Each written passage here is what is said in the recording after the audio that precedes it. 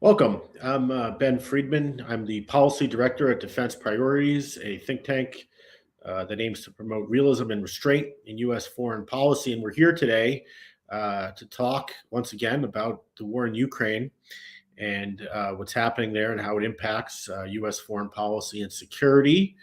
We're going to talk, or I'm going to talk with Rajan Menon, who is the director of Grand Strategy at Defense Priorities. He's also the Emeritus Spitzer Chair in Political Science at the City College of New York. Rajan has just returned from a trip to Ukraine. It's his third trip in the past calendar year, I believe, and we're going to get his impressions about what's going on in the war.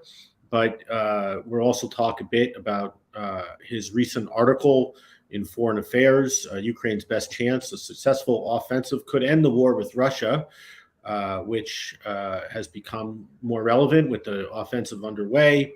And we'll talk a bit about some of the different political conversations going on about Ukraine, such as its potential NATO membership or security guarantees for it, and so forth. So with that introduction, let's dive into it. First up, Raj, you just came back, I think, 3 or 4 days ago. Let me begin with just a broad question. Where did you go on this recent trip to Ukraine, and what did you see? What has changed, if you will, since your last visit or visits? Thank you very much, Ben, for joining. I know that you are in Bosnia, where it's much later, so I appreciate it all the more. So I spent almost 3 weeks in Ukraine. As you pointed out, this was my third visit. I was there in August of last year, then in December, January, at the height of the Russian attacks on the Ukrainian electrical grid. And I was there now because the counteroffensive is kicking off. President Zelensky, my timing is always impeccable. President Zelensky declared that it would begin, I think, the day that I was about to leave. What has changed? Well, if you go to Ukraine, and it's hard to get there because the airspace is closed. You fly into Warsaw. There's about a 16-hour drive to Kyiv. You can't do it all at once because not only of the distance, but because of the curfew.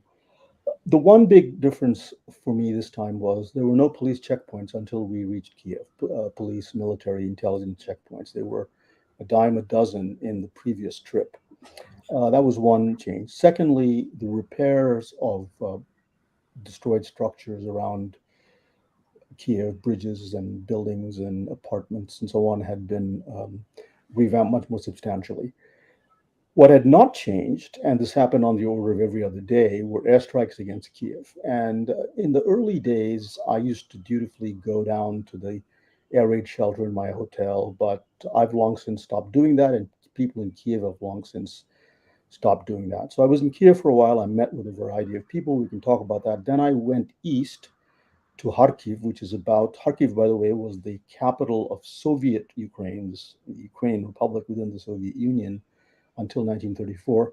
That's about 308 miles. And once you go past Kharkiv and get into the eastern part of the province, you are in places that were contested or are still being contested. Then I went further into Donbass, towns like Izium in eastern Kharkiv, and then Kramatorsk, Konstantinivka, coming out to the outer edges of Bakhmut. So that was roughly the travel plan. I also spent some time in Kramatorsk, which is about 25 miles from Bakhmut.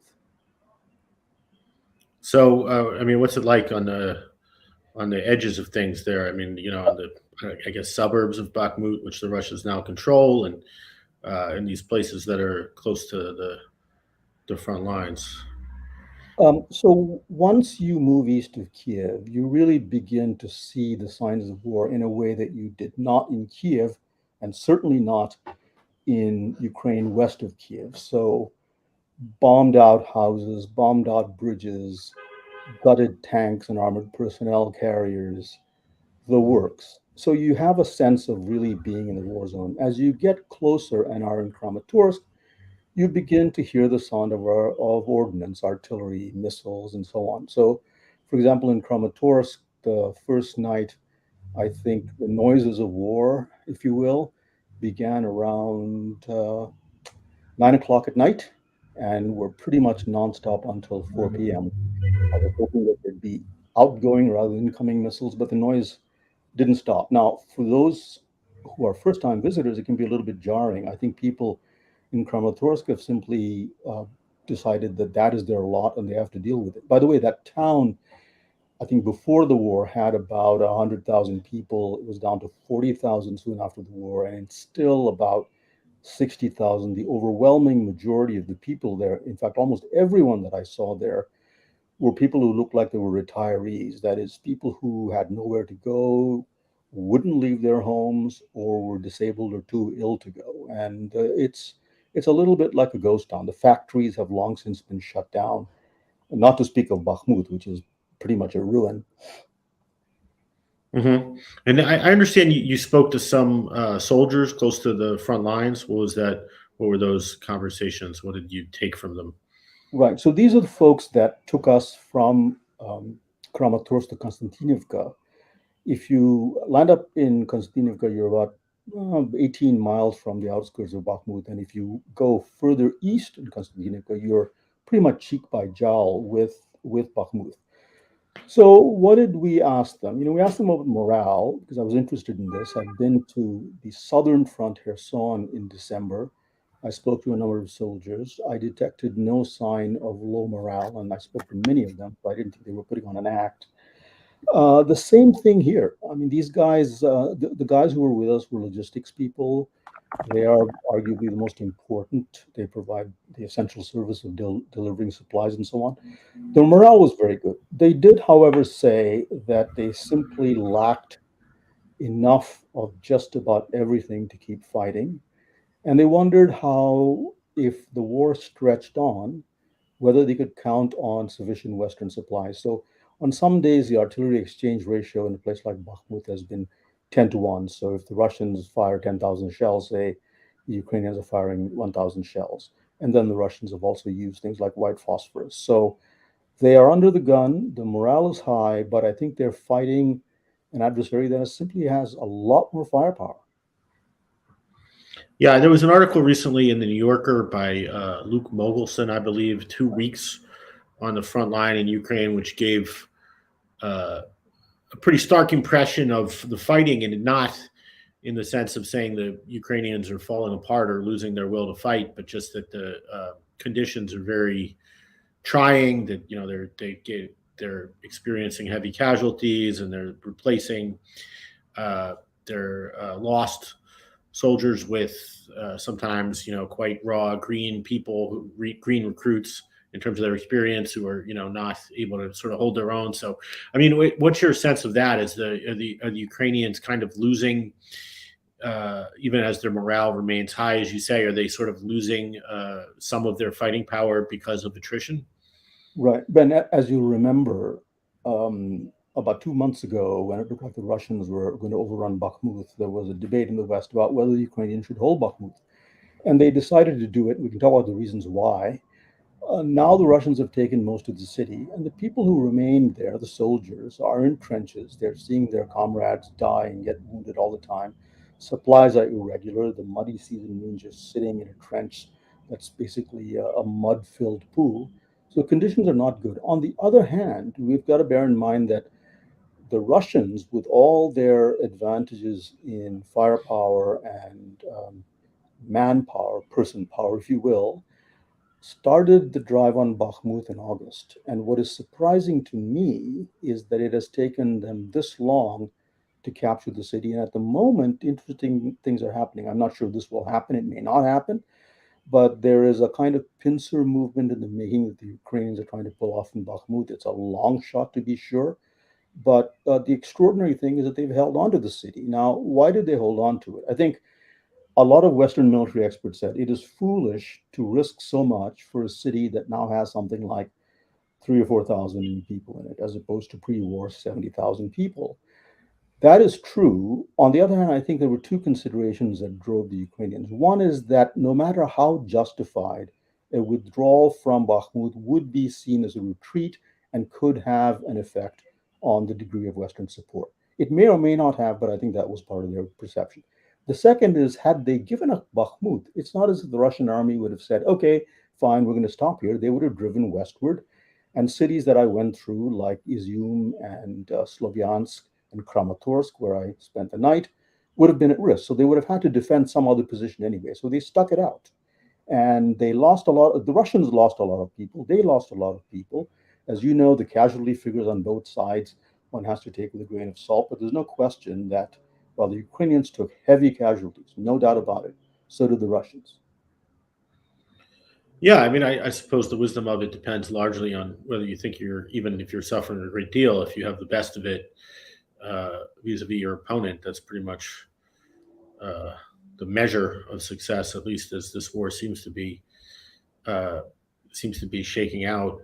Right. You mentioned Western support and this idea that the Ukrainians didn't want to take a loss for fear of losing Western support, and of course, we often hear now that the Ukrainians feel compelled to have launched this offensive for at least one reason that's often given is to show that they can win, to maintain Western support. So not only they have to launch it, but they have to at least have some degree of success. The thinking goes to sort of keep their Western sponsors happy. I guess my question is, do you think that's true? Have some questions about it. I'm not sure. I think it's true, and it seems to me that we've been hearing since really the war began that the heavy U.S. and European support, lesser European support, but still substantial in terms of material and money, that this support would dry up pretty soon, either when heating prices go up in the winter or people just get tired of spending money, and it really doesn't seem like that's happened. So anyway, what do you think about the depths of Western support and the theory that Ukraine needs to do various things like succeed offensively to keep it up? Yeah, this is a very good question, and it comes up all the time when you talk to people there. And I can only tell you what they told me, a selection of them. And it was pretty much this, that on the one hand, they believe that President Putin vastly underestimated the capacity of NATO to overcome its collective action problems. This is an alliance of 30 nations, 31 when Sweden joins. There are different points of view on how to fight this war and how to resolve it and so on, particularly between, say, a country like Germany, countries like Germany and France on the one hand, and the Poles and the three Baltic states on the other hand. So, what is gratifying to them is that the support has remained fairly solid. There haven't been any cracks in the alliance. The amount of weaponry that's been sent has been substantial. The US alone, about 40 billion, correct me if I'm wrong. But they do worry, and I think with good reason, that as the war drags on, especially if Western economies experience difficulty, there will be a weakening of support. The question will be asked, how much longer can we support this war? At what cost? When will the refugees go back? The refugee thing is a big question. I was talking to a friend the other day who has a podcast that I was on, and he's based in Croatia. And he said in Croatia, the president, Milanovic, he's not the person who runs the government, that's the prime minister, is already making a big deal about the question of how long can Croatia sustain refugees. Now, Poland, as you know, has the largest number, and so far the Poles have been pretty solid in their support. But imagine that the war goes on for another two more years. This could be a problem. So the Ukrainians, I think, feel, whether we think that's justified or not, a certain amount of pressure to deliver every time. So I mentioned Bakhmut and why they didn't withdraw. The fear of losing NATO support was only one reason, to be sure. But I think every time they're on the battlefield, they feel that they have to show that they're making progress and they are, as it were, a good horse on which to place a bet. That is one of the reasons I think why Zelensky was very reluctant to declare the counteroffensive. We all thought it would happen much earlier. He stretched it out, and only now, quite recently, has he pronounced, "Well, it's begun." So there is certainly that pressure. Yeah, well, I guess when I'm asking beyond how the Ukrainians think about it, and you are affirming essentially that they are uh, obsessive almost about this problem, but and as they should be given, I guess, their circumstances. But beyond that, are they right? I mean, we're here in the United, or you're here in the United States. I'm generally in the United States. We're U.S. foreign policy analysts. I mean, at least for the United States, and we could also talk about Europe. Do you think that the support is brittle, or really has a lot of depth to it? And thus that the Ukrainians needn't to worry about that so much that let's say, for example, they didn't bother to launch an offensive, they'd still be getting their flow of U.S. weapons and European checks. Correct. But beyond a certain point, right, the question will be asked, okay, we're delivering all this weaponry. To what end? Are the Ukrainians making progress in pushing the Russians back? So at some point, they've got to show progress on the ground. The other difficulty is this, right? If you come into Ukraine as an American, and especially if you talk to officials and people who are fighting, particularly people who are fighting, you're telling them that, look, the support of the United States is fairly solid. I believe it's solid because not really much has been asked of the American public. There's been no tax increase, for example. American soldiers haven't been sent to fight and die in Ukraine. Biden has said clearly that that will never happen. And so it's not surprising to me that the sense that this is a good war prevails because it's been, in a sense, a cheap war, by which I mean, although a lot of money has been sent to Ukraine, the average American probably doesn't feel it. And then you can add to that an additional reassurance by telling them, look, in the Democratic Party, it's solid. In the Republican Party, there are some opponents, Josh Hawley, J.D. Vance, and so on. But for the most part, the Republican Party has held Donald Trump. well, I'm coming to him in a second. Uh-huh. So you say the people who are questioning support are minority. Well, then they bring up Donald Trump and they ask you, can Donald Trump could be the president? Now, of course, I never expected him to be the president, so I should be the last person they ask. But they are very much concerned about what a Trump presidency would bring, because they feel that will have a substantial effect on supplies that they'll receive from the United States. That always comes up. And try as you can to reassure them and tell them all the complexities in the path of Trump. They are always looking, not surprisingly, at the worst case scenario, which is the election of Trump.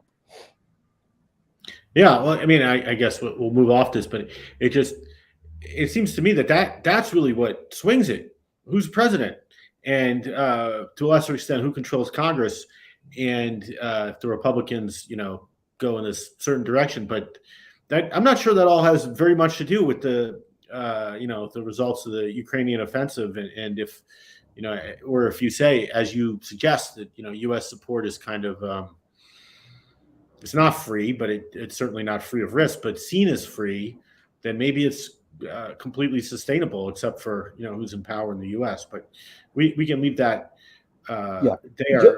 And if I could just one comment on that, yeah, right? sure. I think you're right. Seen from our standpoint, it has not become an unsustainable war. People disagree on whether we should be supporting Ukraine or not, but I don't think it's become an unsustainable war. Even the critics don't argue that we should stop it because unsustainable. Their arguments are different. The Ukrainians, however, will tell you two things. One is they're sure they'll win, but I've never been told by anybody there that they expect that this war will be short. And if you ask them to tell you when they think it'll end, a large number of them will tell you it could last a year, maybe two, maybe beyond that. So it is not at all the case that they're expecting a short war. So if that's their time horizon, as it were, that accounts for some of the concern about whether, with the passage of time, NATO's support will remain solid, whether there'll be a change in the American presidency, whether the economies of Western Europe and the United States will begin to deteriorate, and so on and so forth. So I think in their position, right, they're much more worried about this than we would be looking from the outside. Yeah, no, I mean, I'm sure I would have similar worries were I in their shoes. And I guess one thing to add is that there's a lot of different. We gave them over $100 billion, 120 billion maybe in a calendar year, something in that ballpark, counting everything. And there's sure a lot of difference between that and zero. So I mean, you could worry about going down a long way without being cut off, I suppose. But let's turn to the offensive that got underway as you flew in the opposite direction back home. you wrote in Foreign Affairs that it could succeed, the offensive, not that it would, but that there is a decent shot, and help end the war, which is certainly what everybody, I think, almost everybody is sort of hoping for here, in the United States and most of Europe. How would that look? I mean, when you say, succeed, what do you mean? And then, as a secondary question, although it's quite early, what indications do you see thus far of success or its failure? Right. So I want to be careful here because anyone, including me, who's tried to predict the course of this war or even its beginning has proven wrong. I frankly was thunderstruck when Vladimir Putin decided to launch a full-on assault against Ukraine. I thought the buildup was an intimidation tactic to extract concessions, and I was wrong.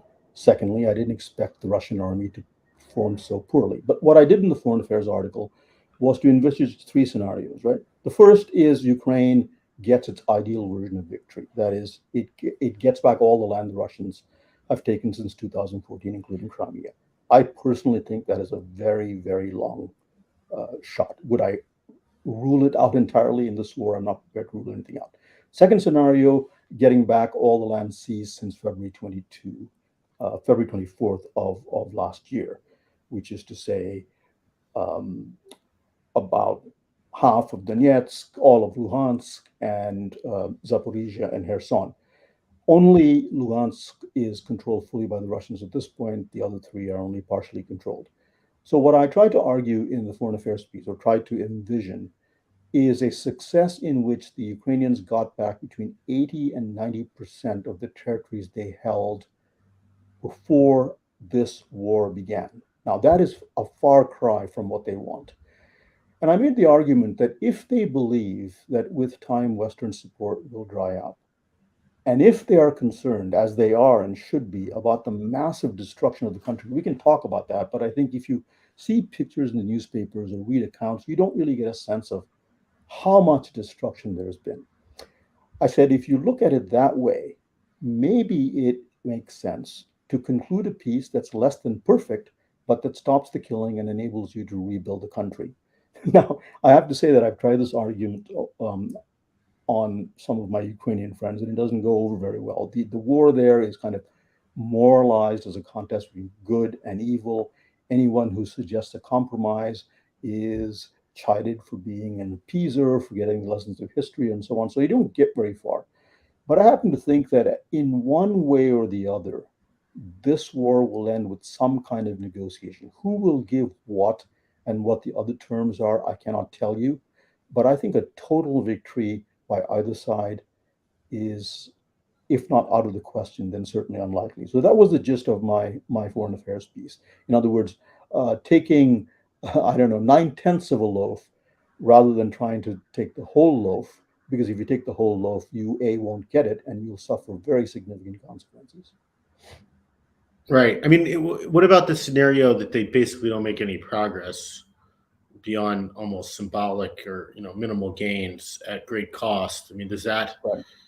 a scenario that leads to a sort of loss of confidence that might change the politics of Ukraine around a bit so that they're more willing to accept Right. So let's talk. territorial sacrifices? Yes. So let's talk, if we might, about the counteroffensive, right? So it's not clear where the main axis of advance will be at the moment. They're making some headway in some small villages in the Donetsk. Too early to tell whether that will what that will amount to. So Donetsk is one possibility. The second is from Zaporizhia to move to a city called Melitopol, and then to Berdyansk, which is on the Sea of Azov. We don't have a map here, so bear with me. The idea being to cut the land corridor that the Russians have built from roughly Taganrog in southern Russia all the way to Crimea. And the final axis of advance, which is now not possible, at least for some time, because of the flooding created by the blowing up of the Novokakhovka Dam, would be from Kherson directly to the gates of Crimea to take a northern city supply hub like Jankoy in northern Crimea, to take down the bridge perhaps, and almost to be at the gates of Crimea, hoping that at that point Putin will decide enough is enough and he has to cut a deal. I'm not saying that that will happen. So those are the possibilities. Now, how this counteroffensive will unfold, we don't know. And whether any of these things will be achieved, I don't know. Could the counteroffensive run aground and be mired down into a stalemate? Yes. I happen to think, based on what I've seen and what I know, that the counteroffensive will be successful, but not successful enough to transform the military and political environment to the point where Russia comes to the table and is prepared to make significant sacrifices. I think we underestimate the fact that Putin is in it for the long haul. I don't see any evidence of significant Russian opposition to him. I think we may be deluding ourselves if we believe that large proportions of the Russian population, for whatever complicated set of reasons, may in fact support the war or be indifferent to it. I've seen no change in the Russian position. So I think they are looking long term. The Ukrainians are also looking long term. The question is, who does a long term favor more, Russia or Ukraine? So if the counteroffensive doesn't succeed, that is, it yields minimal gains and it just proves to be a grind, and we are into the winter and looking at another war, I think inevitably there will be discussions within NATO about how we go forward from here, how we as in NATO goes forward from here.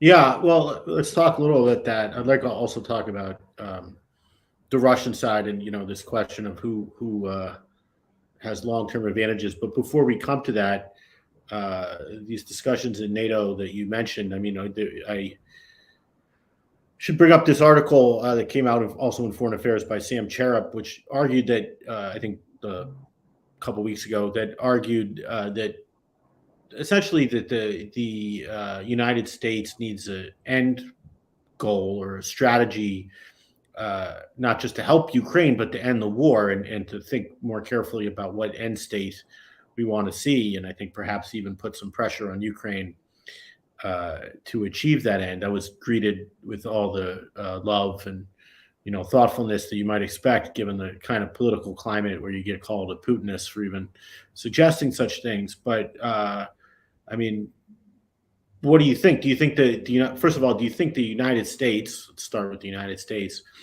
Has a strategy or goal in mind? I guess it's kind of a cliche to say we have no strategy, but do you think we have one beyond just help Ukraine and hope if we put enough pressure on Russia that they'll fold sooner or later? And if not, or it's imperfect, what do we need to do differently? How do we advance our interests as opposed to Ukraine's? Presumably, we have some interest in there not being a war burning between Ukraine and Russia forever. Right. Would you mind if we just spend some time trying to nail down Sam's argument, and then we can proceed from there? Let's nail it. Let's nail it down. So, first of all, in defense of Sam, I think that it is a terrible thing when we have in this country a climate where free debate becomes stifled because someone who suggests a point of view that requires, say, concessions from Ukraine is automatically dubbed a Putin sympathizer. That may be true, that may not be true, but you can't in a democracy have open, sincere debate if that is the name of the game, or you're accused as an appeaser and so on. So I feel for Sam. I have a high regard for him.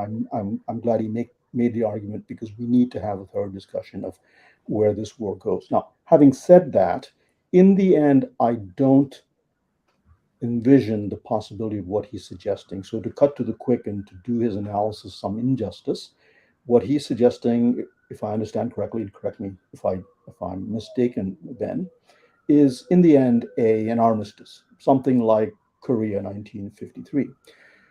The problem with that is that neither side has any interest at this point in accepting it.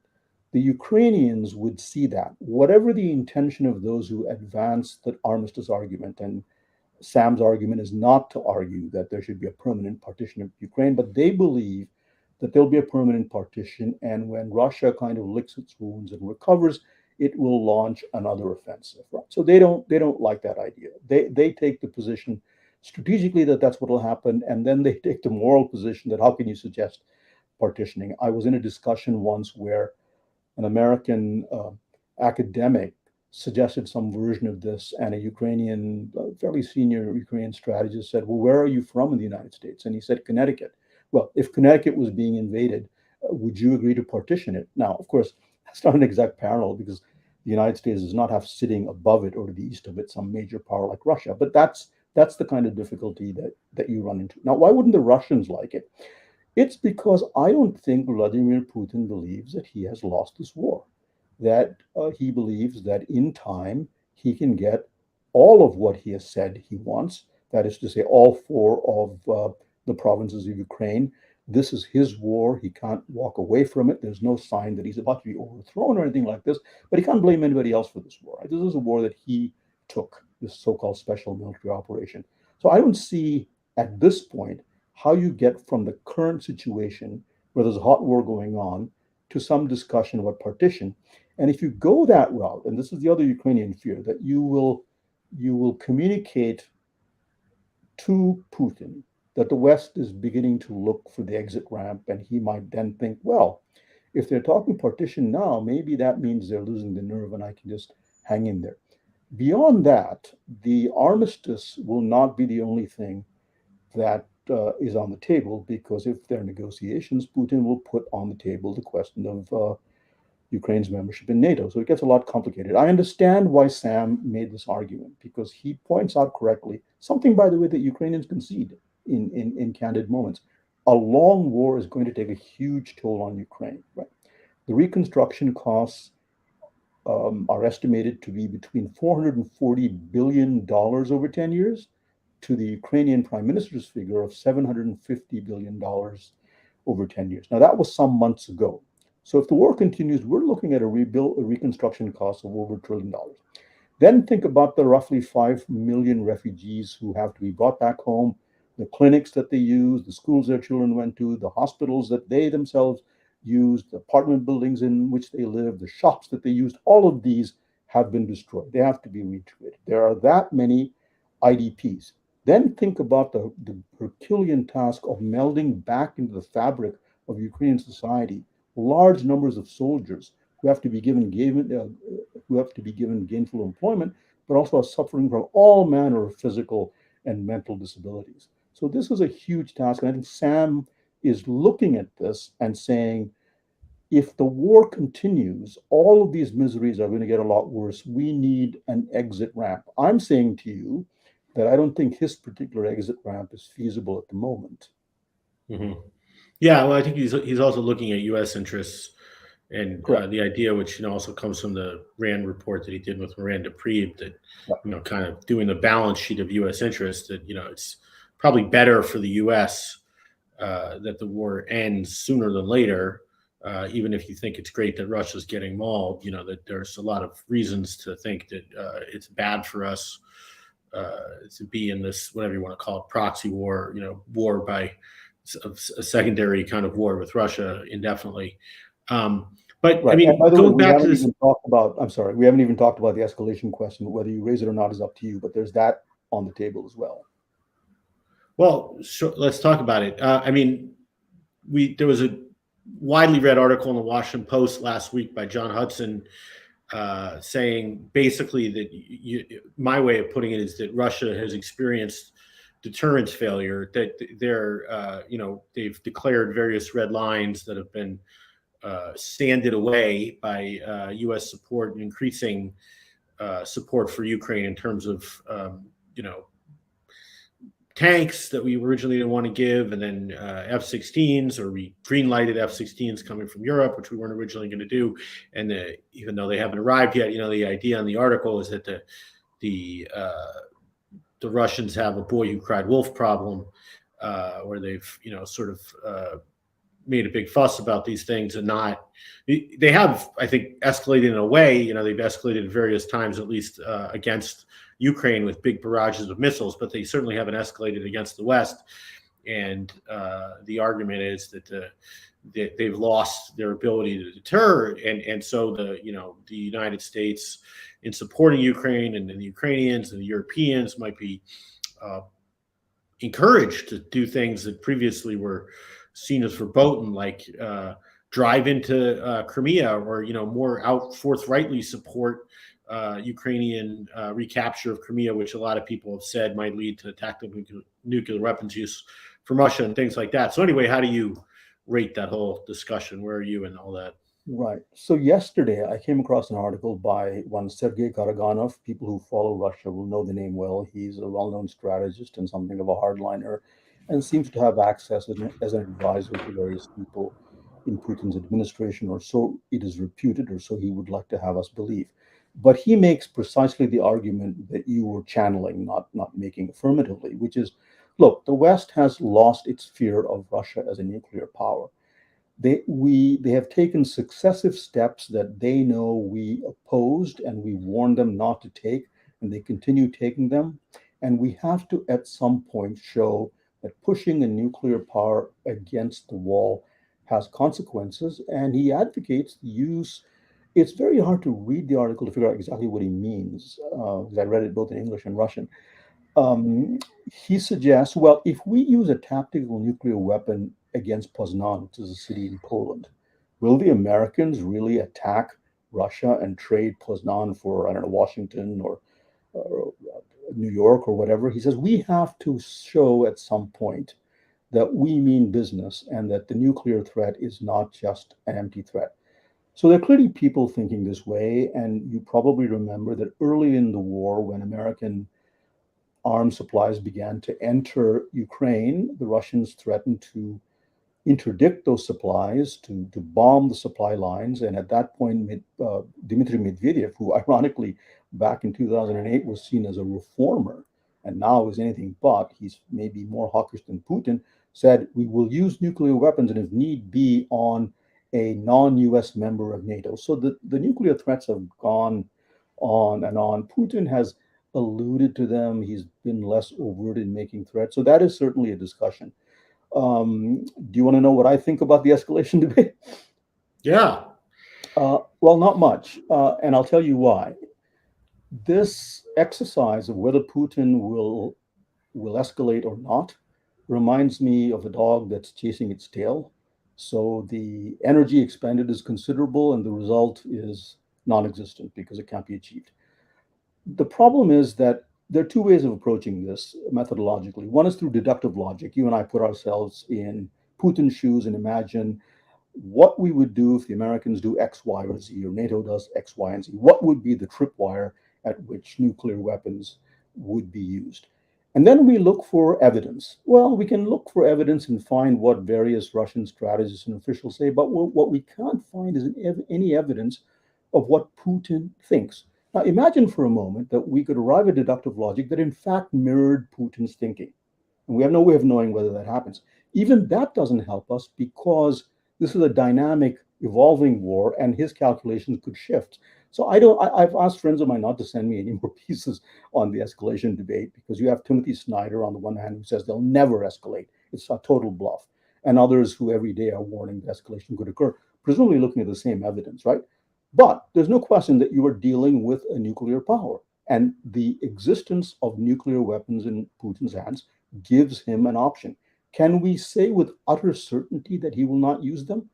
I think only a fool would say that. On the other hand, we can't assume that every time somebody in Russia mentions nuclear weapons, they're about to do it because there are costs. For instance, the Chinese have made clear that they will never support the Russian use of nuclear weapons, nor India. So Russia would be isolated. Now, Karaganov has an answer to that. He says, I know that Xi Jinping wouldn't support us. I know that Narendra Modi wouldn't support us. He doesn't mention Modi by name, but he says, too bad, because Russia has to look out for its interests. And at some point, we've got to bring home the message to the Americans that you cannot support this kind of war without suffering some significant consequences, at least to your allies.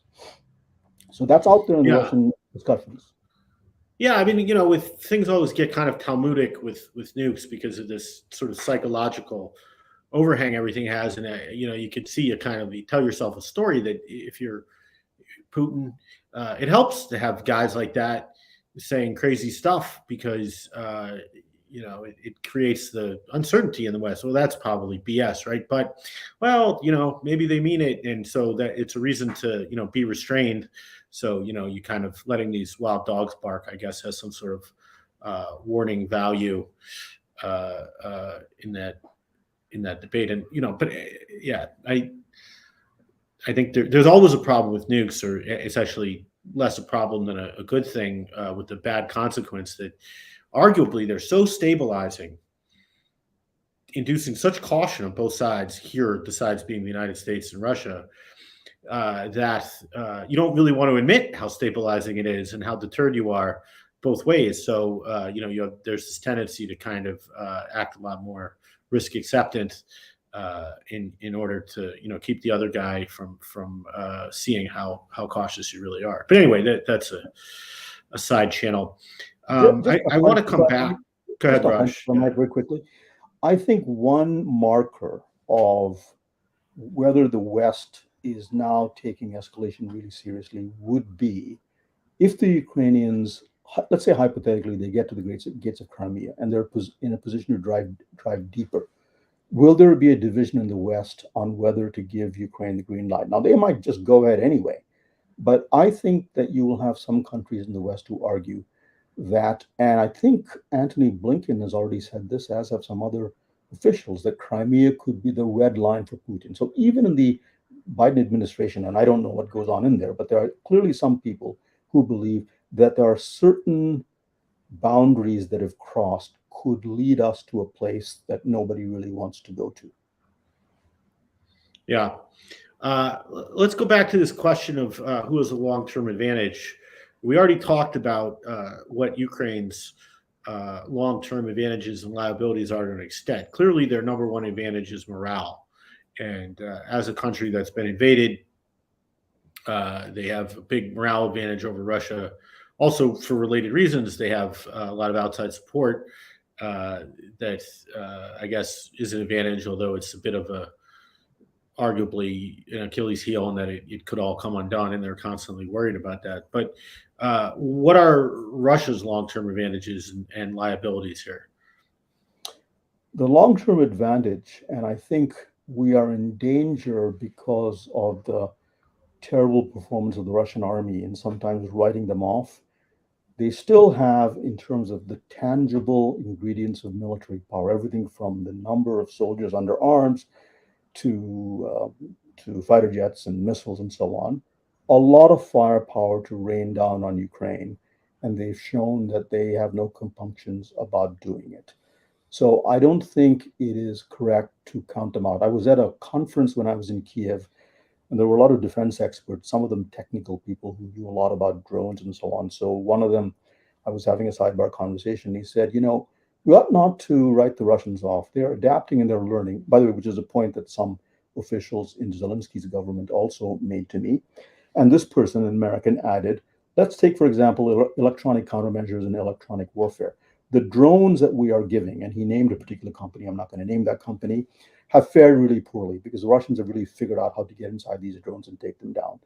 So I think there are advantages that they have. There are those who argue that the longer the war goes, the more shaky President Putin's position becomes. It may or may not happen, but we have to go, you and I, as analysts, based on evidence, and I don't see any evidence that that is happening. Now, we could wake up tomorrow and find there was a cabinet meeting and suddenly Patrushev, the head of the National Security Council, is chairing it and not Putin. By the way, he's even more hardline than Putin. But I don't see any sign that there are protests on the street that they can't manage. The economy, because of sanctions, is at a point where it's tanking and they have to come to the negotiating table. So, and there's no public opinion that he has to deal with in the way that Western democracies do. So that is their big advantage. The Ukrainian advantage is morale. I think the biggest miscalculation we made about the Ukrainians, and Putin did too, by the way, there's some excellent books that have come out recently about trying to sort of divine his thinking just before the war. He believed, based on intelligence on the ground, that there would be no significant Ukrainian resistance. And in fact, that many Ukrainians would welcome the Russian army. Now, it seems like a preposterous belief to hold, but he apparently held that belief.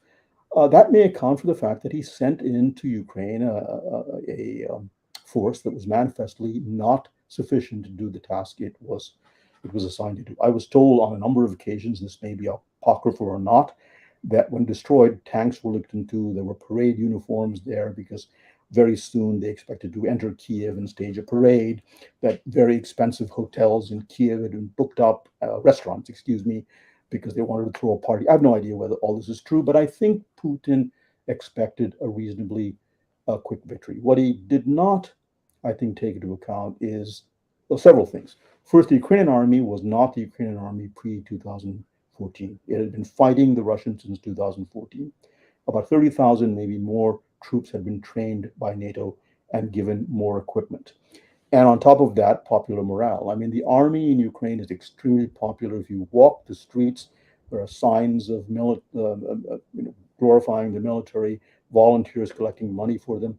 The Ukrainians have never had difficulty getting volunteers to serve in the army. Now, morale itself won't take you the whole way, which is why the Ukrainians worry that in a long war, even though their morale will hold up, they have to continue receiving weaponry in the quality and quantity they need to go up against a power like Russia. Yeah, I guess I have a follow-on question that's a little bit off the beaten track, which is, let me say it bluntly and then expand on it. Were we sold a bill of goods by our own national security establishment about Russian military capability before the war?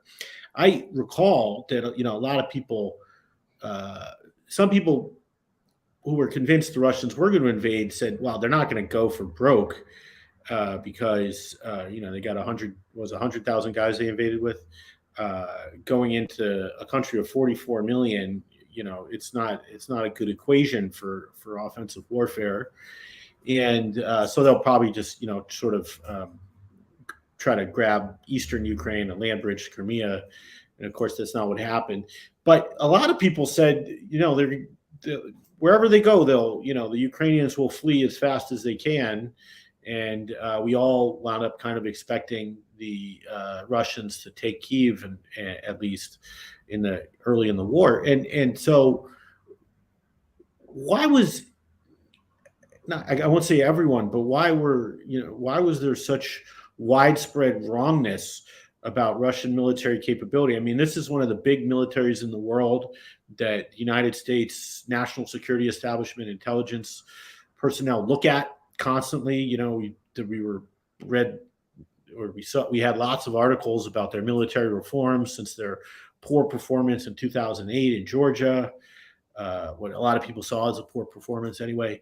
And why was it so hard to see that they were screwed up and rotten? Good question. And here's my less than satisfactory answer. So in 2008, as you know, in the wake of the Russia-Georgia war, when various problems with the Russian military became manifest, Putin kicked off a military modernization campaign. Top to bottom, large amounts of money plowed in, and every single military analyst that I can think of, with the possible exception of Phillips O'Brien, who's an American who teaches at St. Andrews in Scotland, said that we were now beholding an utterly transformed, modernized Russian military. That the old Russian military had faded into the background, and this was a completely new and much more formidable animal. The Economist, in I think July of 2020, I can't remember the exact date, had a cover devoted to the Russian military, which essentially said the Russian military, quote, dazzles, and that NATO had better watch out. It didn't say NATO had better watch out. I'm paraphrasing. So this view was widely held in think tanks, in the government, by academics whose research was funded by taxpayers' money. And an accounting for that hasn't been done yet. Moreover, some of the people who told us this are now much sought after commentators in the war between Russia and Ukraine. So we haven't really sat down and figured out what the hell happened. What did we miss? It's not the first time this has happened, by the way. Back in the Cold War, there was a book written, and the same thing was said about the Soviet military. The book written by Andrew Coburn called "The Threat Inside the Soviet Military Machine." Yeah, which looked I own that book. Yeah, you remember that one.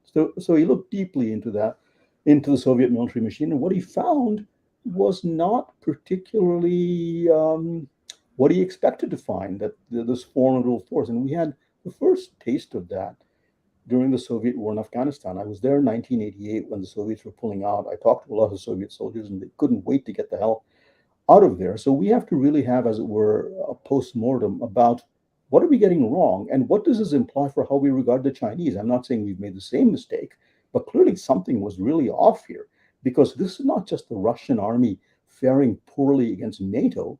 This is a Russian army faring poorly against a country with a fraction of its GDP, a fraction of its size, and a fraction of its firepower, and failing in ways that have been really stunning, even to people who, by and large, think that this war was largely the fault of the West. Right. So this is a good question, and I don't have an answer for it, but there's no question that we got it wrong. Yeah. Well, we'll move on and hopefully revisit that in some way in the future. Um, the NATO alliance is having a summit in Vilnius, and I think in a 3 weeks or so. And the Ukrainians have asked adamantly for, maybe demanded, a path to NATO membership. They have support for that position from a decent swath of NATO countries, particularly the ones nearby in the Baltics and Poland, and less nearby, and I believe in the UK.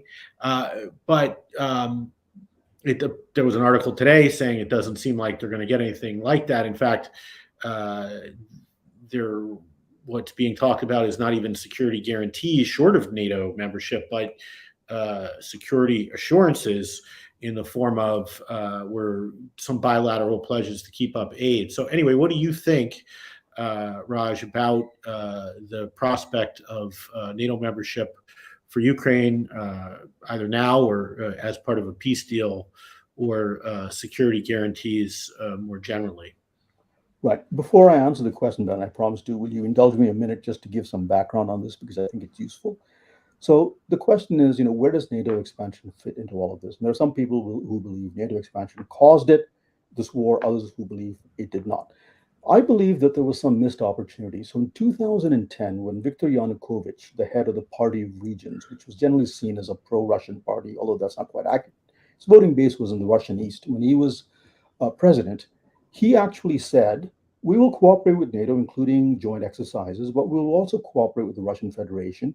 And then in some month in 2010, I can't recall, the Ukrainian Rada passed legislation in effect declaring Ukraine a neutral country that would not belong to either bloc. But Putin wasn't satisfied with that. He said, I want you to go one step further. I also want you to renounce the association agreement that you're negotiating with the European Union. And he gave Yanukovych a $13 billion loan because Ukraine was in trouble. And once Yanukovych mothballed the association agreement that he himself had been negotiating, the Maidan happened, and we know what happened after that. And then in 2014, I believe it was, the Rada rescinded that legislation. And in 2019, Poroshenko put into the Ukrainian constitution that Ukraine was committed to NATO membership. Now, fast forward very quickly to January, just before the war. There were negotiations held between Andriy Yermak, the head of the presidential office, Zelensky's office, arguably the second most important person in Ukraine, and Dmitry Kozak, a senior aide to President Putin. And the Ukrainians actually put NATO membership on the table, providing other things like Crimea and Donbass could have been sorted out. They even said, we will consider making Russia the second official language. Once the war began, in, I believe, late February in Gomel in Belarus, and then in early March in Antalya, I think it was, in Turkey, the same discussion happened and NATO membership was on the table. So there were some opportunities missed. I believe that is now a thing of the past, that I cannot see any circumstance under which at some point Ukraine will not become a member of NATO. Now, what is going to happen in Vilnius? All I know is what you read in the newspapers, and it basically is clear that they will not get a commitment with clear dates about when they will become a full member. They'll get a commitment to quick membership when the official invitation is tendered, which it really wasn't in 2008 in Bucharest, and that they'll be fast tracked, so there'll be no map. They'll get in the way that Finland and maybe Sweden, if it joins, will have gotten in. In the meantime, there'll be an agreement on long-term arms deliveries, and pending entry into NATO, there'll be security guarantees. The fine print we don't know, and we're not clear what exactly it means, but I think it's a bridge to NATO membership. But these are not treaties. They will be bilateral agreements signed with members of NATO. So that's... Well, my understanding was we're not talking about security guarantees. Thank God, we're talking about security assurances, which right. are which is a little different. I guess I just want to come back to what you said. You're talking about Ukraine, the changing Ukrainian politics vis-a-vis NATO, and you argued eloquently that events have driven Ukraine from being ambivalent, perhaps in a general way, to being much more broadly eager to join, and that seems totally right to me. But then you said, so it seems inevitable that they're joined, but it's not up to them. It's up to us in the United States and all the other members of NATO. And it seems like, I mean, at the moment, Sweden, who everybody wants to put in NATO except like me and Justin Logan, my co-author, can't join because they got whatever it is. Do we have 31 members now or 30? 31 when Sweden joins. Yeah, they're 29 for, well, okay, so yeah, they're 30 now, 31 when Sweden joins. Yeah, they're 28 for 30. They don't have Turkey and Hungary. So, it seems easy to imagine a future where, okay, there's broad support for Ukraine to join, but not enough. So I think it's pretty short of inevitable. And I mean, here's a question. When I was in grad school, I read Arms and Influence by Tom Schelling, and this is one of the great books of ever written on the topic of deterrence and credibility, if not the great book. And the problem that Schelling was coming to is, how can you possibly make promises to defend primarily Germany, but the rest of the European NATO allies, credible in a world of mutually assured destruction, where you're being asked to trade New York for Berlin or whatever? How possibly can you threaten to commit suicide for a country where your interests are limited, in that case fairly strong, relatively speaking, relative to Ukraine, Germany relative to Ukraine? So how on earth could the United States, which has and the European other NATO allies and Canada, which have refused to, despite the pleas of Ukraine, to come directly to their aid? We'll give them all the money and arms almost that they want, but we've refused to fight directly for them. How could we make it credible in the future, whether or not there's an armistice agreement, as you rightly, I think, argue is pretty unlikely, or some other kind of peace? How can we ever make it credible that we'll defend them? And if we do extend NATO guarantees to them, won't we just basically be shining a spotlight on the hollowness of those guarantees in a way that might affect them beyond Ukraine and maybe even into the Baltics and so forth? Right. So let's take the Ukrainian piece of this. Every time I've gone there, one thing that's been crystal clear to me, the more so now, the more they suffer, the more this comes out. NATO membership has become almost a religion, an article of faith, and it's cast in terms of we're defending not just ourselves, but Western civilization and all of this. Now, I'm not telling you to accept that at face value, but there is this commitment, regardless of political persuasion, to join NATO. That's easy to understand. Now, what about NATO itself? I suspect that there it's a little bit more complicated. As you point out, I think it's Article 4 that requires unanimous consent. You could see Hungary and or Turkey blocking it, and you could see some countries, perhaps Germany and France, kind of silently happy that somebody else is doing the dirty work. So I'm not saying this is a done deal. I would never tell you that something's inevitable, because nothing is inevitable. But I think the war has changed the conversation in a way that the commitment to bringing Ukraine into NATO is much stronger, notwithstanding the fact that what the war has demonstrated is that even if Ukraine is in NATO, one day you may have to keep the promise of defending it, which means going to war with Russia. So it's hard for me, and this is a testable proposition, so we'll find out when the time comes. It's hard for me now to see the West having made all these noises about NATO membership, keeping Ukraine out. And I suspect somehow the dissenters will be coerced and cajoled, and unanimous consent will be approved. Am I certain of that? No. Is there a risk in NATO membership, providing NATO membership to a country with a border with Russia? Ukraine is not the only NATO member with a border with Russia, of course. Yes, of course. It has a special meaning to the Russians, and therefore the likelihood that a revived Russia would have another go is always there, and then you would be at war with Russia. What did the Ukrainians say?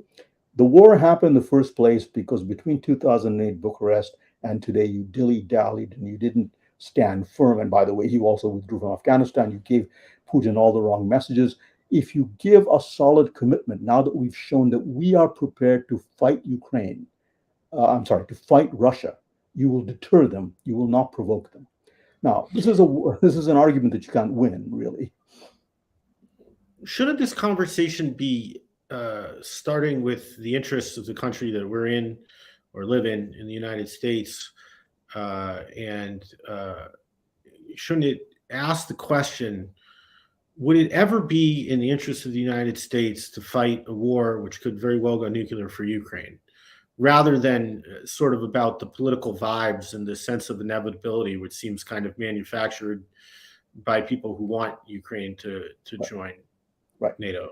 The question should absolutely be answered, which is why I said that, and Sam Cherup's article didn't play to this, but we ought not to be in a position where somebody who raises questions like this is demonized. We should have a debate about this, right? My sense, however, is that those who raise it and caution that NATO membership of Ukraine would be a risk, I think don't quite have the traction that they'd like to have. And the momentum favors Ukraine, A, because it's seen as waging a heroic struggle, B, because NATO's narrative has now gone far beyond the point where it can suddenly do a 180 and change its mind. We can have an argument about what this implies for American national security interests, and people will argue both sides of the picture. But I personally think that keeping NATO out of Ukraine now, while not impossible, has become much harder. That, therefore, means, in the context of a long war, that the peace settlement will be more complicated, because if there's a negotiation, it's almost certain that the Russians will put this on the table. Yeah, right. And the Russians sure have an incentive to keep the war going if they think its end leads to NATO expanding to Ukraine. But the question I asked before was, do you think a NATO promise to defend Ukraine could ever be credible? Well, if it's not credible, would we actually fight for them in round 2 of this war, assuming they're in NATO? Right. So, this is an interesting question, right? You know this, of course, but many people think that Article 5 is like a switch, right? There's an aggression against a NATO member, and immediately everybody goes to war. But if you read Article 5 correctly, it doesn't say any such thing. There's no automaticity attached to Article 5. It says we'll consult, and each country will do what it decides to do in its national interest. Some weasel language, right, written by fairly adroit lawyers. So yes, but it's understood politically as something much correct. So could you have a situation where Ukraine is attacked and Article 5 is kind of massaged and interpreted in some deconstructionist manner where the obligation is casted aside? Yes, I rather doubt it, which means that bringing Ukraine into NATO does mean that if it is attacked, you have taken on the promise of defending it and fighting a war against Russia. Now, the Ukrainians have all kinds of answers to this, and this gets to be a very complicated and heated discussion in Ukraine. My own view is, and I will readily admit that I could be wrong on this, but I think we're past the point where finessing a deal which keeps Ukraine out of NATO is possible.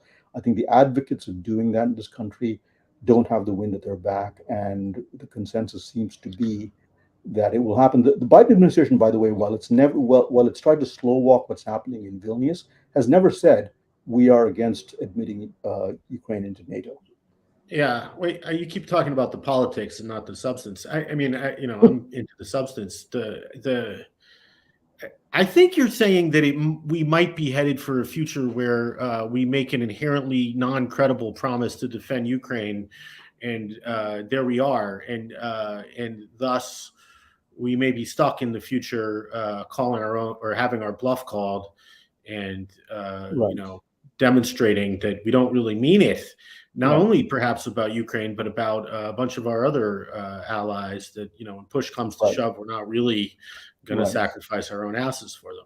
Right. But as an admirer of Schelling, the other side of the coin, right? That argument cuts both ways. Yes, we would be making a commitment which may be very hard for us to fulfill, and therefore it may not look credible.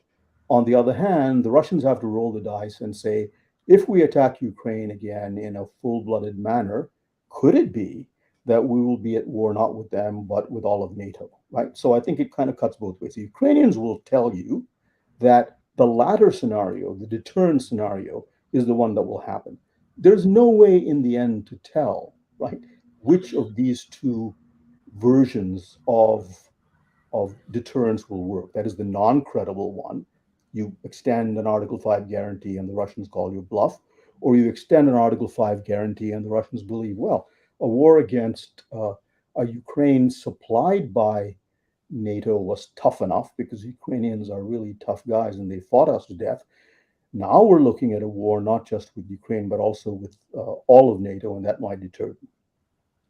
Yeah, it might. We might also do pretty wild things to try to make deterrence credible, like, set up tripwire forces there, and that arguably would make things worse. So anyway, we'll have to leave it there. I hope what we can agree on is that the advocates of NATO expansion to Ukraine will take these issues seriously rather than just assuming that credibility is kind of self-ratifying, or that, once you promise something, no one would ever doubt that you'll actually do it, and go back a little bit old school to when we used to actually ask questions about how might we actually defend this country that we've just agreed to defend. The last sentence, I'm not privy to what goes on in NATO, but I suspect that NATO consists roughly of two camps, right? Or maybe three. The Poles and the Balts, who are determined to have Ukraine in NATO. Poland, why? Because if Ukraine collapses, they have Russia as a neighbor. Then the Germans and the French, who are really not quite so sure. The further west you go in NATO, maybe the softer the support becomes. And the United States kind of in the middle. So it's not that there's not a debate going on in NATO. We are just not privy to the intricacies of what exactly is being said and what objections are being raised and how this will shake out. My own hunch, again, just to venture a prediction that I said I wouldn't venture, is that this is kind of more or less a done deal now. I look forward to gambling with you on that, Raj. Got it. I'll go in big. But anyway, it's great to hear your thoughts on all this, particularly hear about your bold journey to the war, and I appreciate it. I imagine the audience that we have appreciates it as well. And were we not on StreamYard, this would be the time to clap. But thank you. Thanks everyone for listening.